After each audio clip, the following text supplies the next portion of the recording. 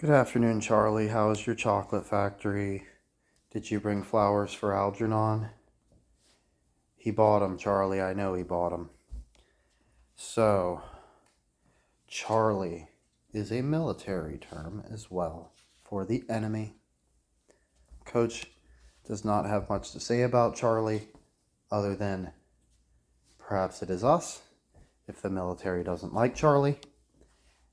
And we may have a grand experience we are able to partake in or able to sniff out bullshit and expose corruption. It seems Charlie is able to foil many of the best laid plans of the master, if you ask Coach, but he cannot say for sure. Now, moving on.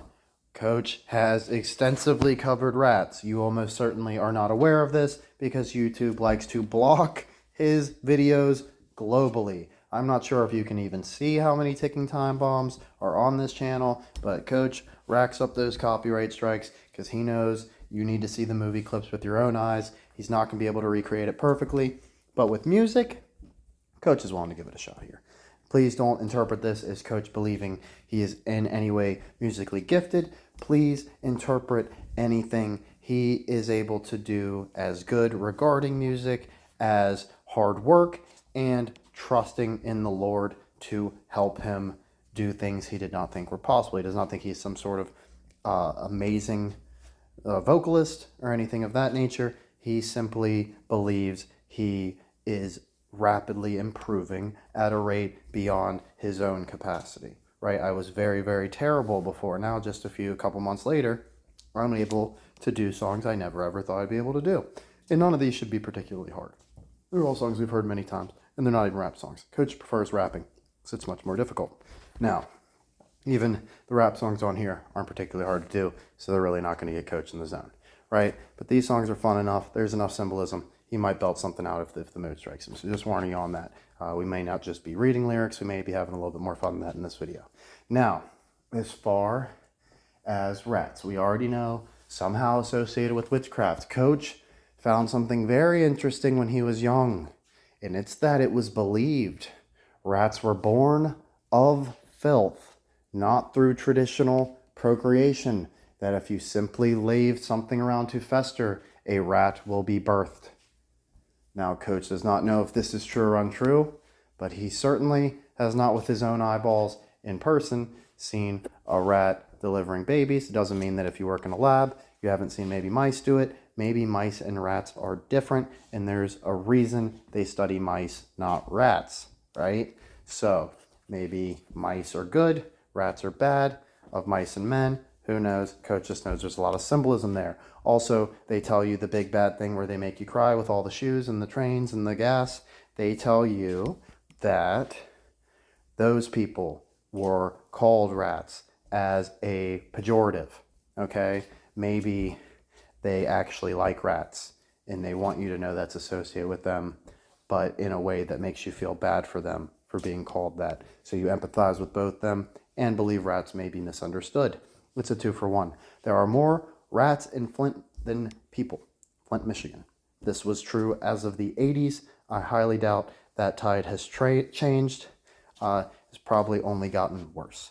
So, as far as rats, we know they are seemingly everywhere. Who knows if that is true? I certainly see them in my day-to-day, out in the yard, etc. I live in Virginia. That's not uncommon. Landscaping in Pittsburgh, I would commonly see them, big fat ones, while landscaping as well. Just kind of moseying around in the yard, maybe like a sort of housing project or something like that, or mating outside of a KFC. They certainly seem to be a prevalent species with no shame. Now, as far as Coach's opinion on rats the animals, he going out killing rats, all that sort of stuff, Coach has never taken the life of a rat. They certainly freak him out to all hell. They try to tell you that these things will basically eat you alive and operate as a gang or a herd. And some people like Willard can control them and make them do their bidding. All those ideas are certainly unsettling to Coach, but we don't really operate on an emotional level anyways, so we can just register it move it, into the realm of like applying that logic to other things we see and try to make sense of the world around us. Okay, so Pearl Jam, Rats, the best Pearl Jam song. Coach believes Pearl Jam is not necessarily an overrated band. He believes the good songs in their catalog are not emphasized, and the ones that are kind of meh are all over the place. So he doesn't like, just like many other bands, the way they are promoted. He thinks their best songs are buried in the catalog and you never even hear them in concert, whereas the ones everybody thinks are amazing make Coach want to go to sleep and just turn his brain off, right? So Coach thinks the very best one is Rats.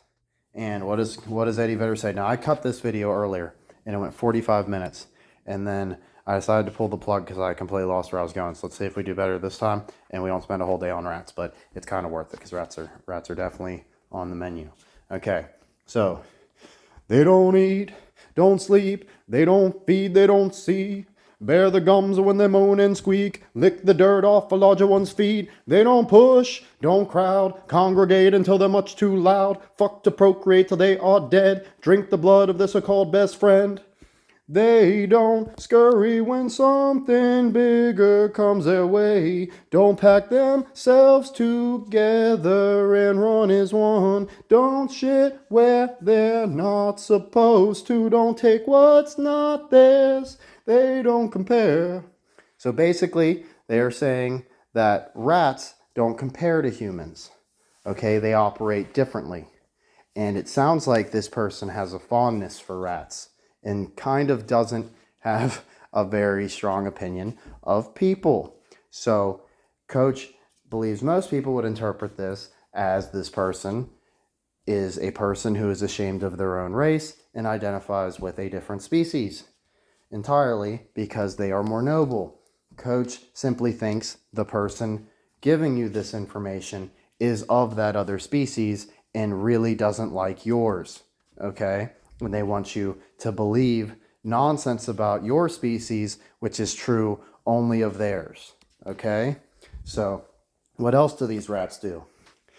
They don't scam, don't fight, don't oppress and equals given rights, starve the poor so they can be well fed, line the holes with the dead one's bread. They don't, oh, that's right, then it goes right to the curry. They don't scurry, so you get it. They don't pack themselves together, they don't run off, all that sort of stuff. So why does Eddie Vedder like rats so much?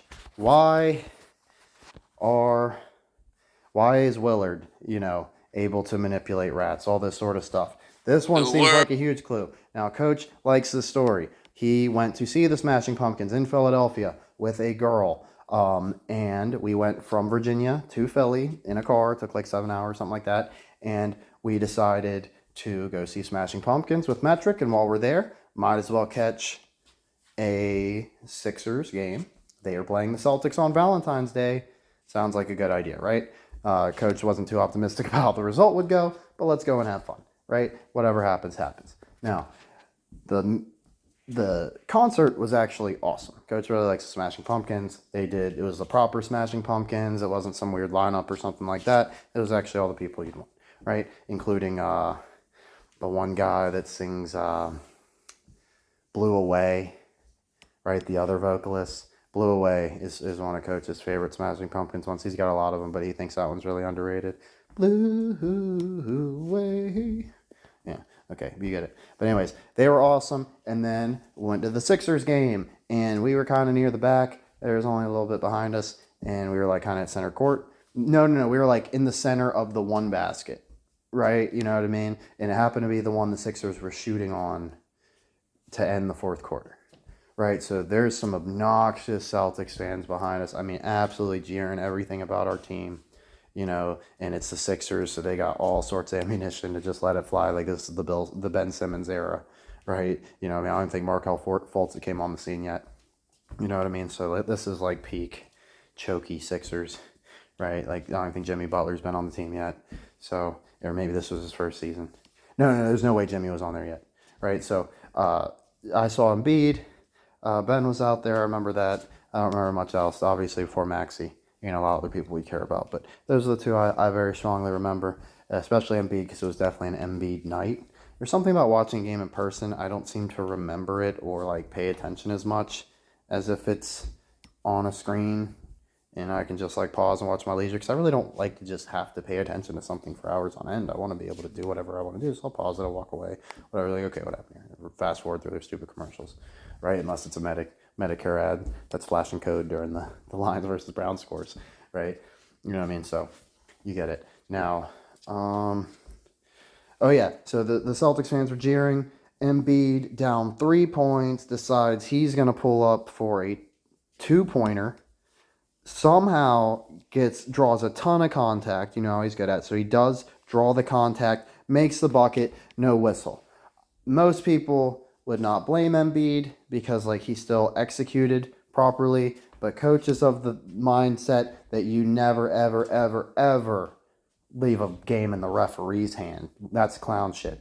Okay? So coach would put it in the bucket from 3. He would never think any ref is trying to do him a fucking favor and call a foul. I've been mauled and not gotten a fun call. I never flop, nothing like that. It's bullshit, right? So if you're a real one, you know what that's about. And moving on.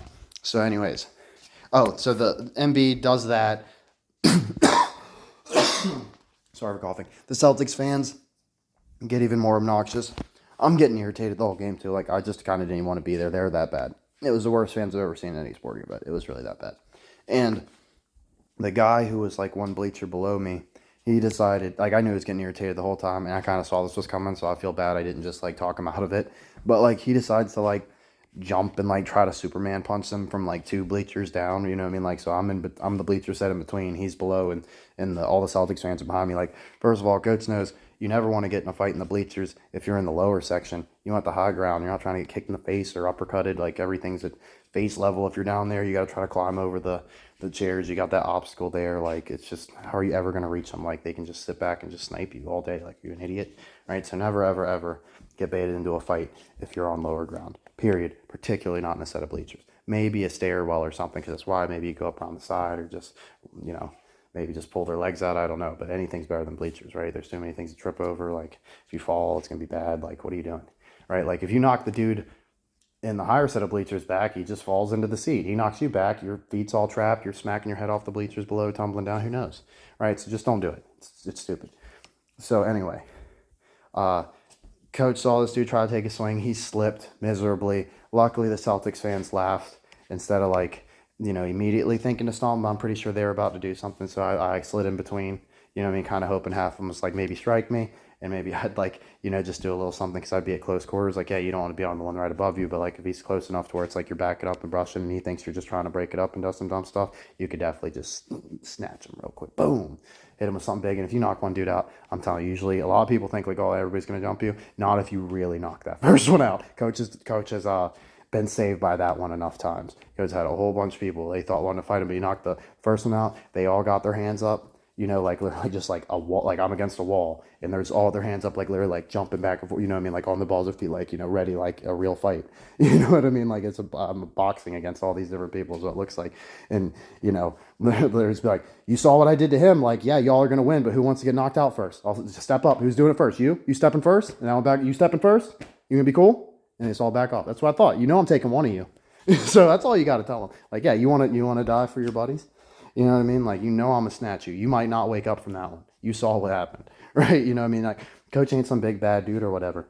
But it's just like, since coach like doesn't try to start fights and stuff, and like he's like genuinely kind of like afraid to fight, it's like his brain doesn't do anything in the fight. Something just like takes his hand and boom, you're done. Right? But it's like, oh, awesome. There was that famous right straight that saved me over and over and over again that I've never intentionally thrown. Okay, so I'll just chalk that one up to God, because every time I've ever tried to practice that punch, I look like a girl. But when I need it in real time, it's just devastating. I don't feel anything on my hand at all. That even though my hand's been all broken to shit, somehow it's just a miracle that I can still just like snipe dudes, right? But like coach hasn't been in a fight in years, right? But his hands were all busted up even back then. So coach believes something special going on there. Not to do with him, just these people clearly would not leave someone alone who was not looking for any sort of trouble, and they got solved, right? And even if it was out of coach's, like, coach doesn't want to hurt anybody, even if they're a jerk and stuff, like, I'd rather them just figure it out and me not have to do anything about it. So, like, if I'm truly trying to walk away and stuff, and it's like, boom, you know what I mean? And, like, that's kind of like, even if you just believe in, like, real life and stuff, too, like it's like that is kind of when they let their guard down too. You know, like they push you around, push you around, push you around, boom. You know what I mean? Like they definitely don't see it coming because you're just so patient. You don't react. Like they think you're never gonna react. Things push you around forever, right? And it's like when you finally snap, it's just like something actually snapped and boom. You mean, oh, how'd that happen? Sorry, what happened? I knocked him out. I choked him. You're crazy. That didn't happen. All right, so that's Coach's experience. Is he ends up getting retold the story after it happened, and usually the person's just like laying there or something, and it's like okay. So like one of his favorite examples of that was he was at a concert with his girlfriend. He was 17. This was for a championship soccer game. We were just trying to kill a little bit of time. It was kind of a dumb idea to do and not something I'd ever try to pull off, you know, at almost any other point in my life. We were just racking up the concerts at this point. I was able to go to all sorts of concerts for free because my mom's boyfriend worked for the official Steelers station. Not trying to put myself out there too much, but that seems just vague enough that that shouldn't get tracked back to me or to him. And plus, it's not like he has anything to do with this. He doesn't approve of this or even know anything I'm doing, and he's just a straight by the, you know, he believes sports real, right? So that shouldn't look badly on him in any way. We are not the same flavor. I don't think the same. He certainly is a very intelligent person and has a great sports mind. So I respect him, but certainly not impacting what I'm doing here in any way. Now, but yeah, so he was able to get all sorts of concert tickets, went to all sorts of concerts, and he didn't get like paid like much money there, like at all.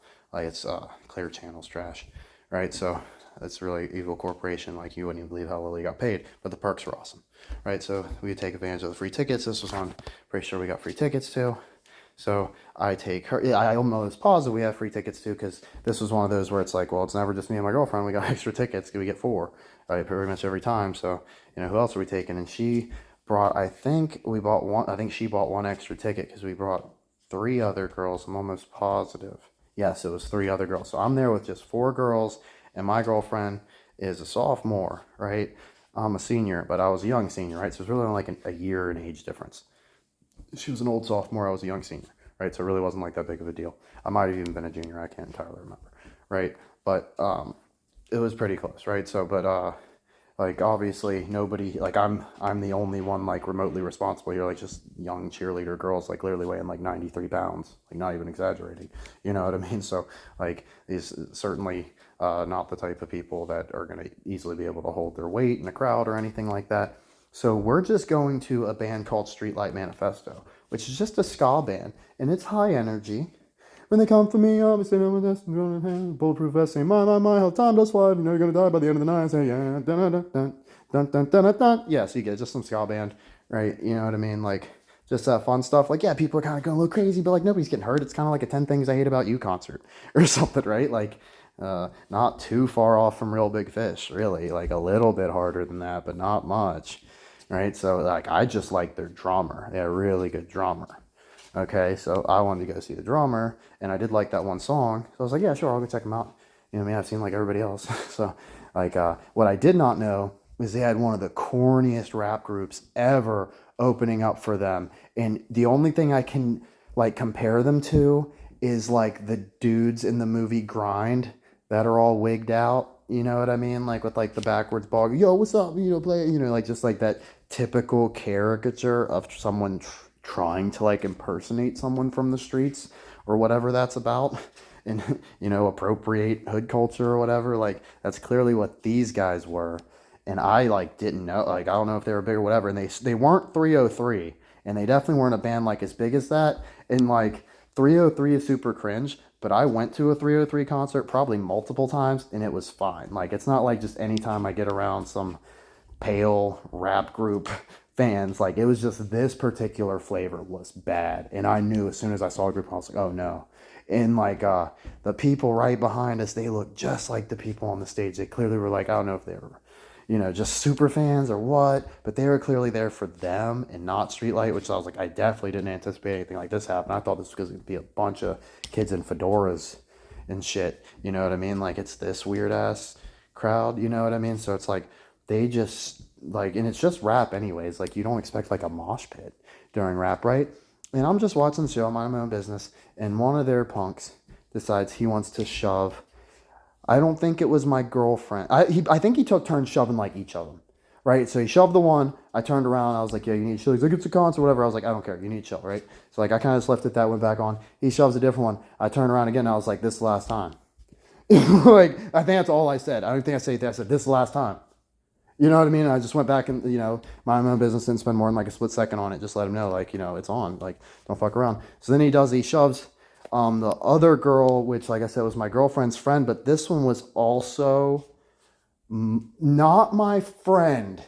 And I can't even say I overly, like, respect him or anything like that. But, like, for some weird reason, I just fuck with this dude enough. Like, I feel like he would have tried to fuck me over a bunch of times, but like, I just don't think he's like a bad guy. He might be in the club, something like that. But like, he certainly has done enough, like just enough. Like, yeah, I respect that dude. You get what I'm saying? Like, yeah, he's the idiot that'll come out on rollerblades or something and break his ankle when everybody else is just playing street hockey in shoes. Like, he broke his ankle within like 2 seconds. Like, he's a tryhard, right? But like, and like, yeah, maybe he'll like steal something or whatever. Maybe he's a little bit sleazy with the ladies, right? Like, I don't like any of that stuff. But it's like, as far as like respecting him enough to like just let someone shove his sister around somehow, like, is like, I mean, I don't like, he better, like, if I had a sister, like, I'm pretty sure this dude wouldn't be taking this, right? And like, I can't say for sure, you know what I mean? But like, I'm like, I'm not gonna take this, you know what I mean? So he shoved this girl, and I turned around with a purpose this time. Like, I didn't just turn my shoulder, I actually turned my body around. And when I went to turn my body around, his left arm got, oh wait, no, yeah, I went to turn my body around, and his right arm was like, up in front of him. So I went to turn my body around, my left arm got caught inside of his right arm. And like, I went to, like, I wasn't gonna pull, I like, avoid his arm. Like, I'm fucking scared of it, right? So I just went to like push through it or whatever. And he kind of like resisted or whatever for a second. You know what I mean? Like, I'm not gonna let your arm pass. So I just grabbed his right arm, jerked his face down, and just absolutely blasted him. His hat almost hit the ceiling, dude. It fell like seconds later, it seemed like. I mean, I absolutely just destroyed this fucking cat, right? So I'm just saying, like, I don't know why we went off on that tangent, but sometimes Coach likes to tell stories. He's been dying to tell that one because it's just like, yeah, just like, I'm not saying like, oh, I'll give you free. It's like, yeah, whoop your ass, all sort of stuff. It's like, do not fuck with Coach. That's all I'm saying. Do not fuck with Coach, because if you are spiritual, you understand why you shouldn't be doing that. Because Coach, if he's truly going around not trying to get into fights or be the big bad macho guy, and someone's going around doing like that, like, Coach might be just the one to pull that card and humble him. Maybe that was God's idea. That's the mysterious way he worked, was to send me to fucking smite you down, bitch. Right? So who knows? But that's what it feels like to Coach. Because I'm telling you, Coach ain't ever lifted weights. Coach always practiced hard, all that sort of stuff. He never even stretched, nothing like that. Like, I talk about bad injuries and stuff like that, but it's like 4x8 piece of treated lumber falling off a forklift onto your bare foot, like when you're standing on cement. Like, I don't think too many people are gonna get off on that. And my foot didn't even break. You know what I mean? Like, and like, I don't think I got some big super strong bones. Like, I kind of look at my hands and like, I got really small hands, really small bones. Like, shit could definitely break easy. Like, I don't know how I was such a physical player and didn't pay for it more often. Like, sincerely, like, I was never that big, but I just wanted to hit everybody, and it just kind of always worked out. So, but yeah, coach kind of got off tangent there. I guess I'm gonna run this video too by Britt letting the bravado come out, but like, basically just telling you, it's like, that's why I believe so strongly. It's like, well, I wouldn't have, if you would have told me I had to go to that concert and fight somebody, I just wouldn't have gone, first of all. But if like, I was like, I gotta go, man, there's no way I'm gonna win this fight. I don't care what sides he is. Like, I hate to fight. like I love to box. That's completely different, because there's rules, all that sort of stuff. I don't want, like, there's no, like, it's not a game. Like boxing to me isn't much different than football. Like, I can just tap out anytime, and you're supposed to respect that, right? He still knows anybody's not, like, doesn't have to abide by that rule. You still protect yourself even if you're like badly hurt, and just find a way to get the fuck out of there if you don't trust the motherfucker, and not wait for a ref to do something, right? But there's still, like, at least you've made some sort of agreement, right, to follow the rules of boxing. So if you do something wrong, you're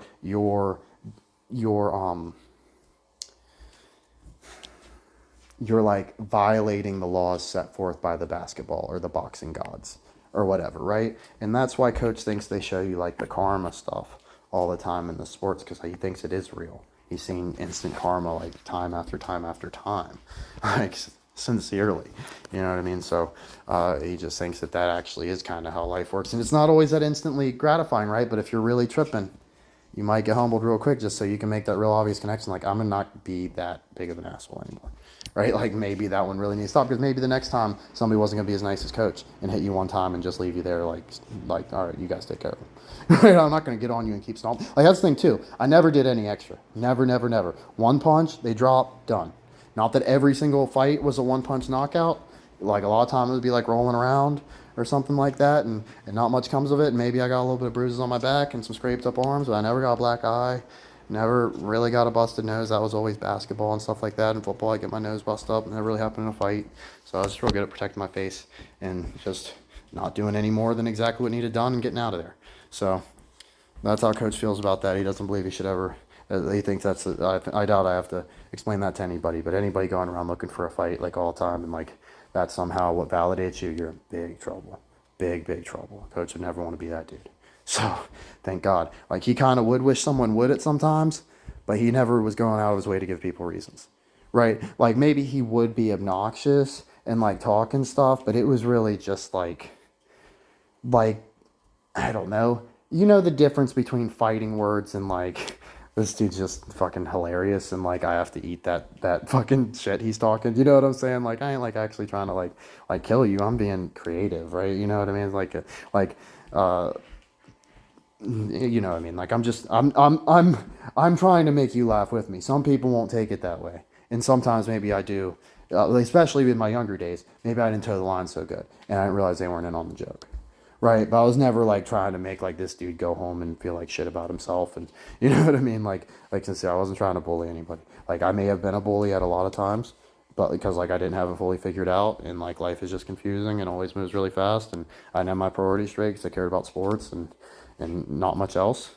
You know what I mean? So, definitely made a lot of mistakes I regret, but I definitely know like I was never trying to be the bad guy. I know, you know what I mean? Like, I never identified with like, oh, I'd love to be the guy in control who can enslave everybody or buy whatever they want. Like, I always wanted a bunch of money, but like not at the expense of everybody else. Like, my idea of making a bunch of money, I was always thought it'd be like, wouldn't it be cool if just find a bunch of lost treasure? Like, nobody even needs this shit. It's something from like 1,000 years ago. Like, they've since lost use for, and it's just like I found a way to add value to the world.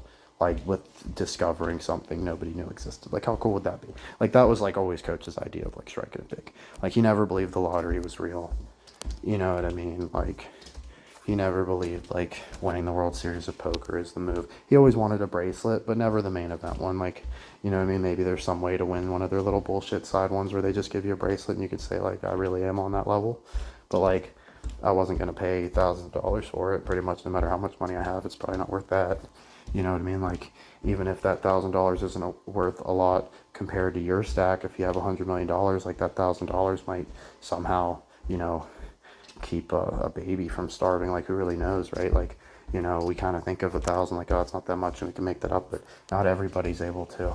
Like, especially when you get older, there's like, everybody knows there's people on fixed incomes, all that sort of stuff. So coach would never be blowing stupid money like that on status or whatever. Like, I think about what I would get, but I know I wouldn't actually get it, because even when I do get little stuff or whatever, like, I end up not caring. It just sits on the side or whatever. So coach also thinks materials may be a way to somehow glue you to this realm, and maybe not having possessions is like a secret to massive success. But that doesn't mean I don't want like an awesome library, right? But like, I think maybe a book is different, because it's like just trying to, it's a tool to expand your mind. Like, if you just have a library because you want to show it off and have people like, oh wow, look at all these cool, these super rare books, right? You got first edition. Like, yeah, that's just as bad as any other type of materialism. But like, if those books are just there to serve a purpose and help you learn something or help you spiritually, and maybe you can just pass them off to somebody else, like, that's completely different. Like, those types of materials, like I said, if there's a book that's in there in any way that's not for function, you should probably get it out of there. It might be trouble. And like, as far as like anything material that I have that may be crossing the line, I do have a teddy bear that I like a lot. I'm not nearly as attached to him as I used to be, but he is adorable. I could never imagine getting rid of him. So that's that. But as far as like any other possessions, don't really care that much. I do want to talk about a couple moments that if God is real, that I'm most thankful for. And they were both, I guess most would consider like near tragedies. So the first was pretty basic. I had a dog I very, very much loved, and we lived right on the beach, pretty much. It was a shithole apartment, but I was able to be really close to the ocean.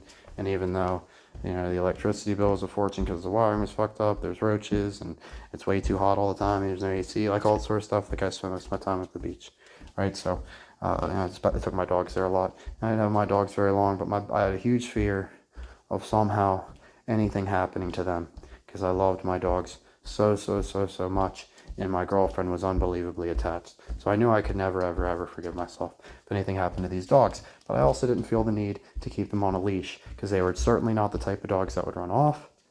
And they were extremely well behaved, extremely well smart, and we only had the tiniest bit to go. We just gotta get through this little parking lot, right? So the one time we're going out and they're doing their little pitter patters, like the only time they got out like a little bit in front of me. And I see this car start backing up. And I got there like just in time. Like I'm surprised I didn't get hit.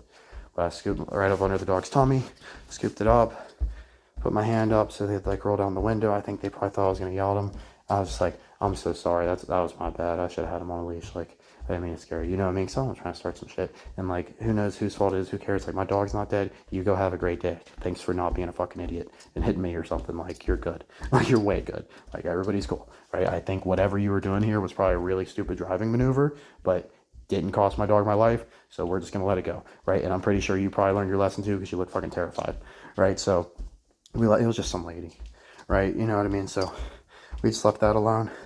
Weren't mad at all, just thankful. My dog died shortly later of cancer, and the other one died shortly later of heart failure. And I didn't get much more time with them, and they weren't quite themselves once they started getting sick.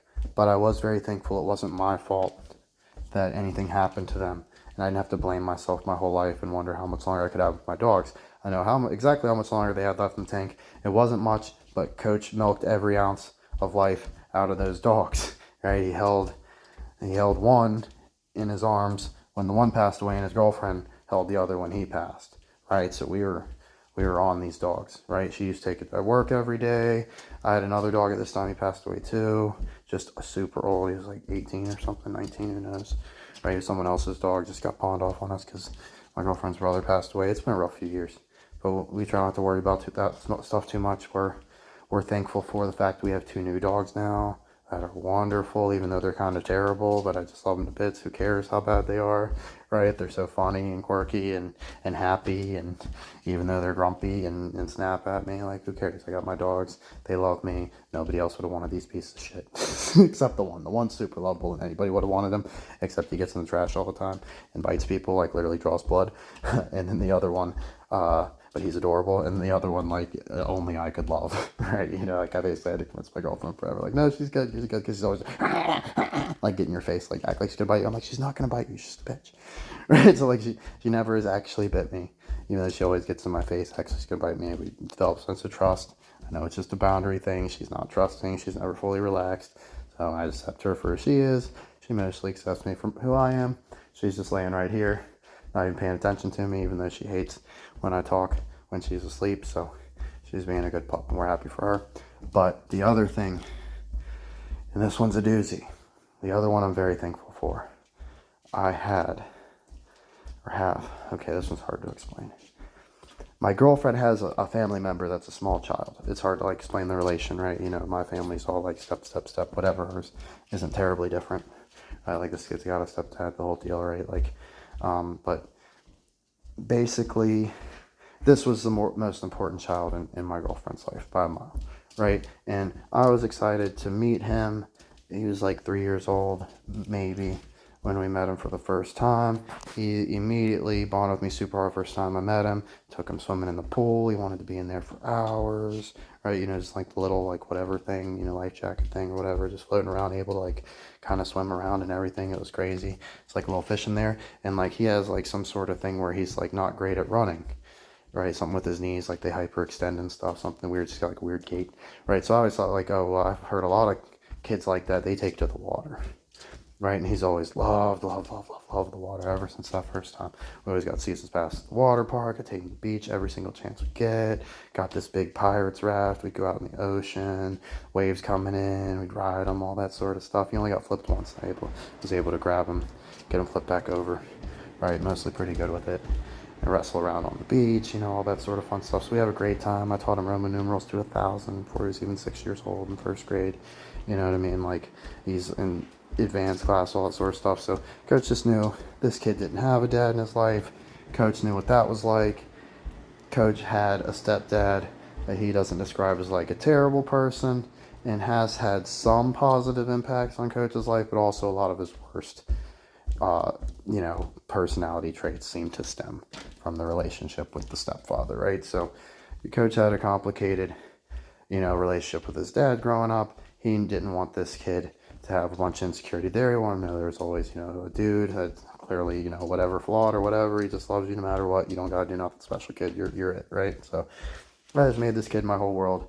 He still is. I love him to death, right? So always like building little wrestling play sets or buying books I think might make him smarter, like the physics of superheroes, stuff that they seem to need to know, like more fun, and read it with them and try to teach it to him. You know what I mean? And he just loves God. He actually strengthened my faith because I realized how shocked he looked when he asked, Coach about God one day, and Coach was like, I don't know. I saw he was like, what? Are you crazy? I was like, does this kid know something I don't? You know what I mean? Because he was like, all right, I guess it's like I was like, he seemed like he actually knew. You know what I mean? Like, not even like he had been told and whatever. Like, he's like, no, like, that's real, dude. You know what I mean? So I was like, maybe this kid knows something. And then I thought about it, and I was like, maybe if I just, kind of just like reinforce that, he'll just find his own way with through the religious bullshit. 'Cause I knew he was in church, all that sort of stuff, that I was worried about what they might be teaching him. But I felt like he'll mostly figure out his way through it. Coach has given him a lot of tools, to see through BS. But anyways, long and short of this story is, we were in Florida, and Coach went all out. Okay, he never really had like a good job before. My job, I would say, is okay-ish, right? But it's got like good benefits. I get paid vacation, all that sort of stuff, and I work from home. But I was able to go on a vacation, and Coach was promised he was going to go to Disney World as a kid. He ended up going to SeaWorld instead in Cleveland, and on that trip, he had to ride on the floor of a U-Haul for like 10 hours from either Tennessee or West Virginia. I can't remember which, right? But on the floor of a U-Haul, right, the whole way there, and get to Cleveland, go to SeaWorld, and there's a tornado that ruins the whole trip, right? So that's why Coach particularly has a distaste for Cleveland, but he does love Cleveland fans, at least some of them, right? So and like, he loves the lovable loser, the identity of the Cleveland baseball team and the Browns. He thinks they're hilarious, right? They make everybody else's story better because they're such goons, right? So Coach has like a little bit of a soft spot there, but he would never really want to be in Cleveland except maybe to look around some stuff, do some research, maybe eat somewhere that's supposed to be good, something like that. So, or see a Browns game, something stupid, and probably not even that, but or a concert, maybe I could do that. But basically, so I wanted to make up for that with this one, and we ended up packing in way too much stuff. So if there's any lesson here, just do, you don't have to do everything, right? And most people know this. Coach just goes overboard, right? So Coach wanted to cram it all into 1 week. We went to Disney World, we went to Dinosaur World, we went to Legoland, we went to Peppa Pig Park, we went to Universal Studios Isles of Adventure, and like every beach in Florida. We went to Clearwater, we went to Cocoa Beach, we went to Siesta Key, we went to, it had to be like Daytona, Ormond, like literally like it was like we went to Anna Maria Island. There's a lot of really good ones in there. Like, so yeah, we literally hit like both, because we're right in the middle of the state, right? So we just kept going, bouncing each side, okay, we'll hit the East Coast one day, go off one day, we'll end up at Disney World. We went to a Vanessa Carlton concert, which, like, that is not someone I would have wanted to see, but you would have wanted to go to this show, because this was not your average concert. It was some sort of like special banquet thing or something, and like it was open bar, and I mean it was just straight liquor. They didn't water that shit down at all. Like I was like, cool, it literally just tasted like drinking it straight out of the well. I almost threw up when I drank the tequila. So you do like just raw alcohol, this huge buffet, you know, just like super nice spread. They've got someone there just to shine a light when you go down the steps and stuff. Like most people are dressed up in suits and stuff, and it's literally just her playing a piano and like everybody being quiet. You know what I mean? Like most of the older crowd in this super nice like theater, like historic theater, you know what I mean? That's gorgeous, you know. So no, that we only went there for like everything involved with it. Wasn't anything about Vanessa Carlton herself, right? But like, you know, we squeezed everything in that trip. So we did all that sort of stuff, and it was the very end of the week, and I had brought a buddy down with me, and I spent a ton of money on this trip. He had been driving me crazy. He would not stop texting this stupid girl that he hadn't even known that long, that somehow got this huge hold over him already, because that's how he always is. He'll meet a girl, she just destroys his life like right away, and he's impossible to be around, right? So I was like, oh great, here we go again, right before vacation, right? And this is like the biggest one I've ever done. I never like had a nice vacation, right? So I paid for him to come down, all that sort of stuff. And like I said, he's just moping the whole time. He doesn't want to really be involved in a lot of stuff. He's not even going with us to the places. He's just doing his own thing. And it's like, whatever. So we rented him a car, let him do his own thing. All that we asked was like, by the end of this one night, right? Like he gets back on time, because if not, we're going to charge hundreds of dollars for the rental car. Of course he shows up late, right? Like, dude, all you had to do is be back by like 1 a.m. or something. Like, you're such a scrub. Like, you suck. And like, not only that, like now I had to stay up super late with my girlfriend waiting for your dumbass to get by. So anyways, I had just basically had him with it after that night. I laid into him probably like I never have laid into him before. I was so mad and fed up. Like, you suck, dude. Like, what the fuck is wrong with you? Like, seriously. So the next morning it rolled around, and we decided we were just going to put it behind us. And we rolled up a bunch. We got a bunch of sandwiches made. We were just going to go to Tampa, which is like the only beach we hadn't gone to yet, right? And he really wanted to go. So we ended up all going to Cracker Barrel. Like, it was my girlfriend and her family. They were going to just stay at, because we were at a water park resort. So they didn't need to go anywhere, but they wanted to go to breakfast with us. So we decided to all go to breakfast together. And during that breakfast, me and him were supposed to leave like right after we eat for the beach or whatever. I go and wait in the car.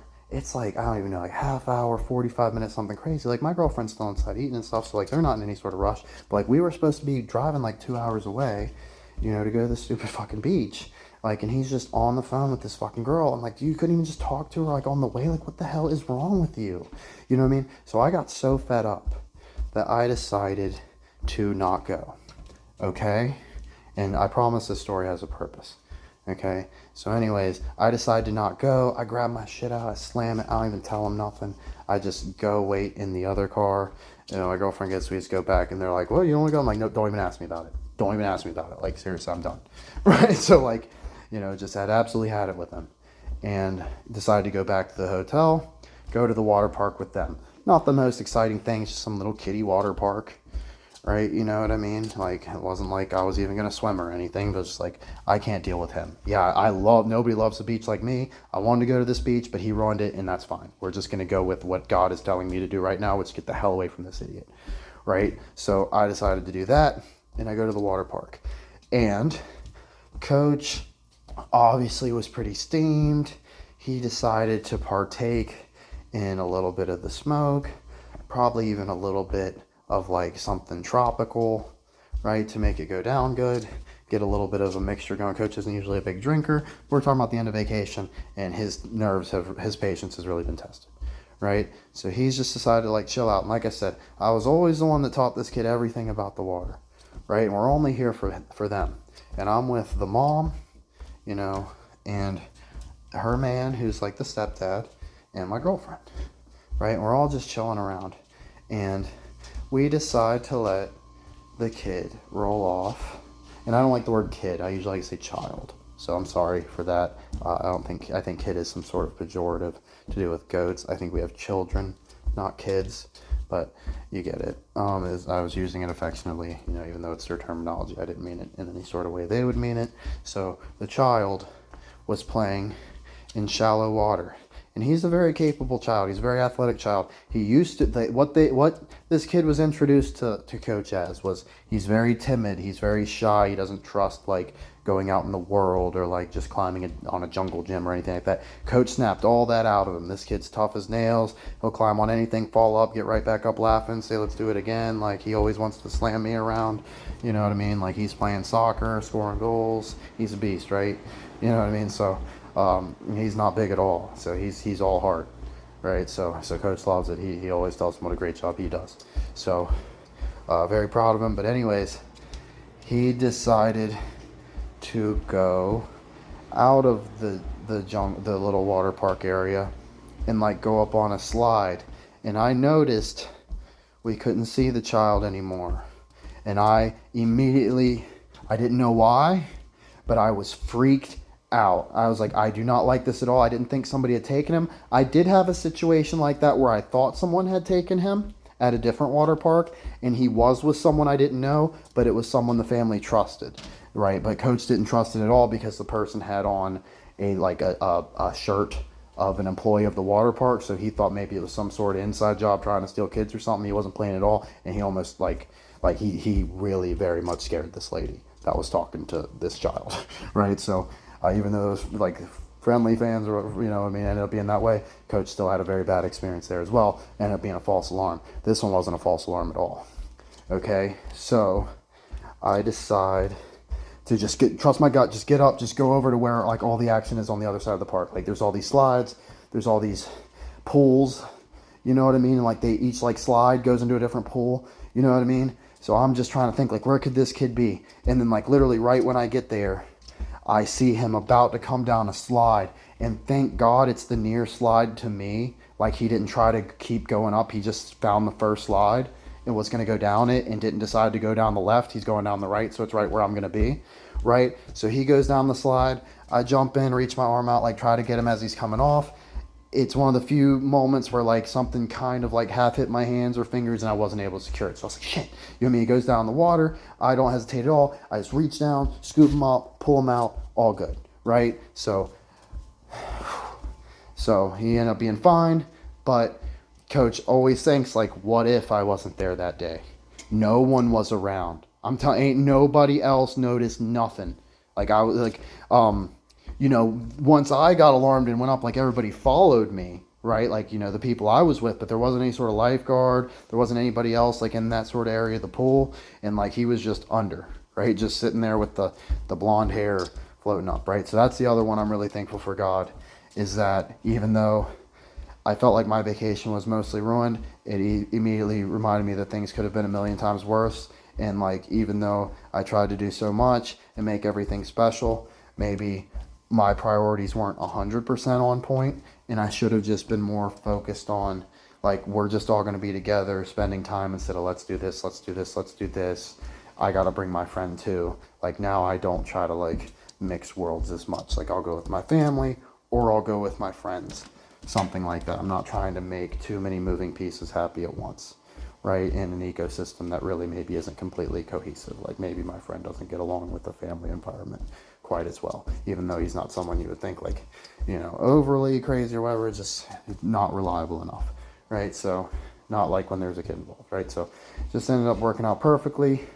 Coach has always been a little bit skeptical of that friend since this point, just because it was like, oh man, like if I would have just gotten in the car like he begged me to, because it wasn't like he just let it go. I was like, no, come on, try to shake it. I was like, no, I'm not listening to you. Done. Right? Like I just had it. Like when I made my mind up, I made my mind up. Because I feel sick. I can't even stomach the idea of doing anything you want me to do. Right? So that was the other one I feel thankful for there. Now, guys, once again, this is turning into like a 50-minute. I hope y'all got time today, and I hope this is worth it.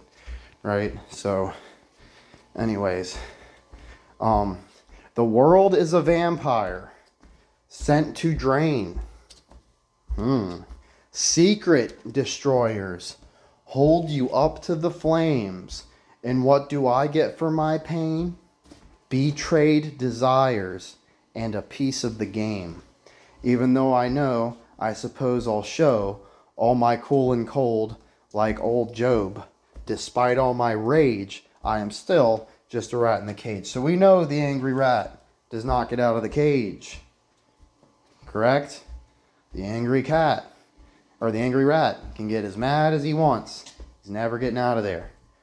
Maybe the happy rat understands he's not truly in a cage and can escape in another way. This is just speculation, of course. Coach cannot say for sure. This is the way you interpret it. So now I'm naked, nothing but an animal. But can you fake it for just one more show? And what do you want? I want to change. What do you got when you feel the same? Even though I know, I suppose I show. I'll be honest, don't know a ton about what's going on there. But look, then we got some real, like, tell me I'm the only one. Tell me there's no other one. Jesus was an only son. Yeah, tell me I'm the chosen one. So obviously he's telling you this is religious, which Coach thought even without that. He didn't even know that line was in there, right? And I still believe that I cannot be saved, right? So if he's raging, he doesn't believe he's worthy of redemption. This is not a place God can reach you. God does not operate in these spaces.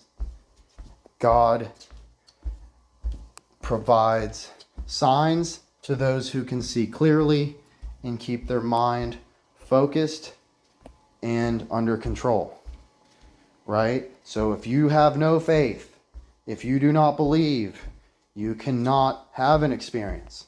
It is impossible. You may have an experience you don't interpret, but you will simply always misconstrue the events in your life as somehow random and unfair.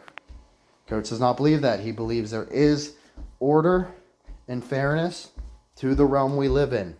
We just believe there is a bit more complexity than we are led to believe, right? So everything's a bit more gray, everything's a bit more murky, but, you know, the longer your eyes stay open, the clearer your vision will be, because you won't be as blinded by the new light, such as leaving the cave in Plato's, analogy, whatever, right? Allegory, sorry. So, as far as, what else do we got here? Butterflies. So yeah, a bullet with butterfly wings, and we're talking about a rat. Why do these people worry about butterflies so much?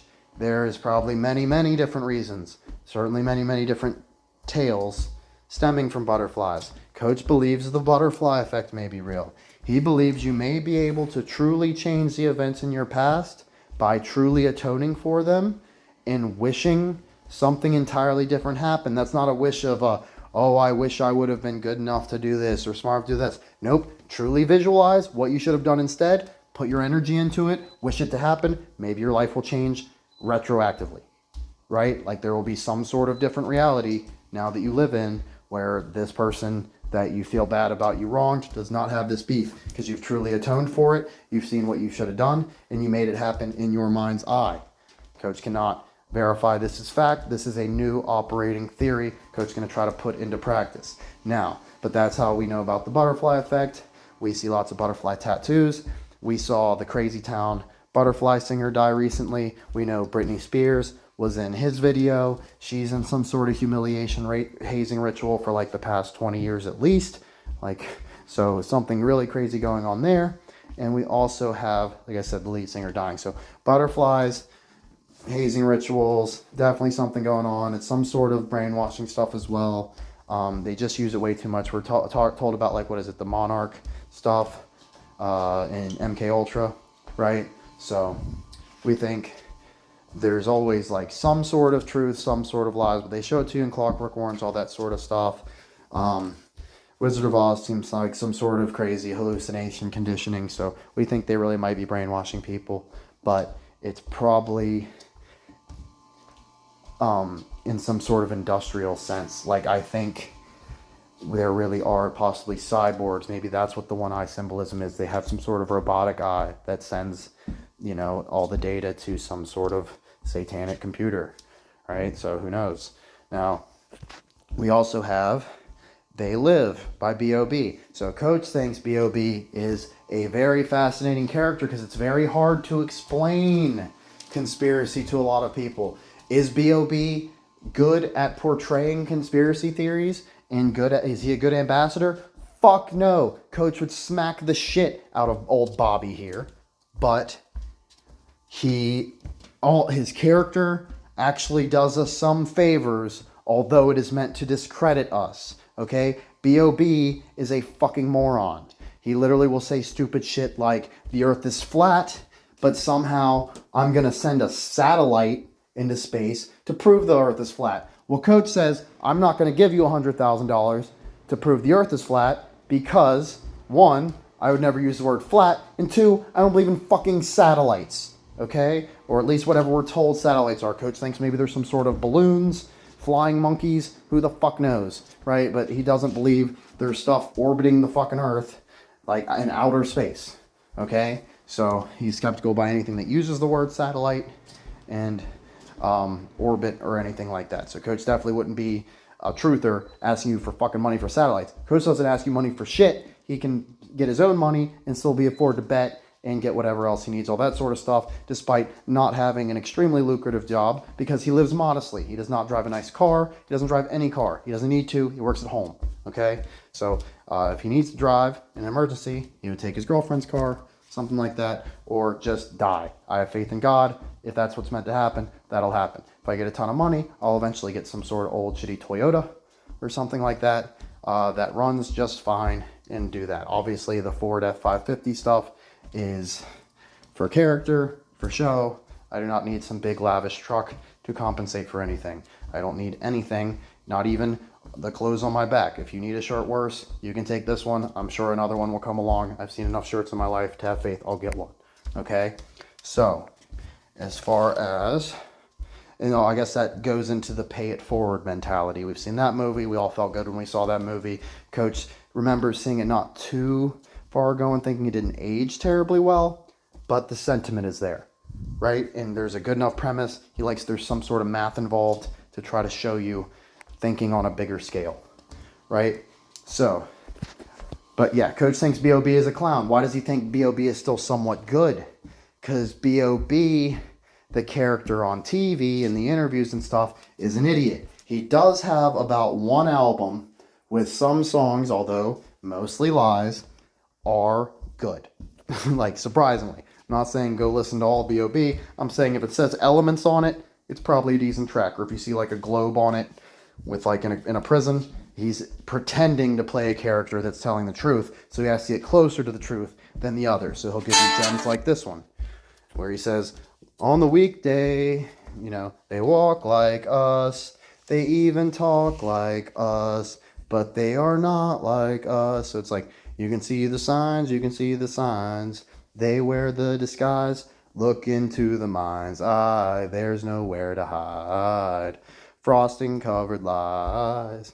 Whispers from afar, we know who you are. Windows to the stars, right? So they can walk like us, they can talk like us. But on the weekday, we can read between the lines.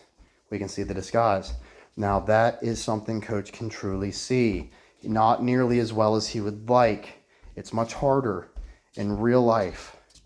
But on a screen, when Coach is like scrolling the scouting reports, all that sort of stuff, especially for these Hoosiers, there was a lot of players who had very, very menacing, unnatural, supernatural looking demonic eyes that really disturb Coach. He knows there's no way in hell that is a human, that is either some sort of animation or some sort of supernatural entity shape-shifting as a human.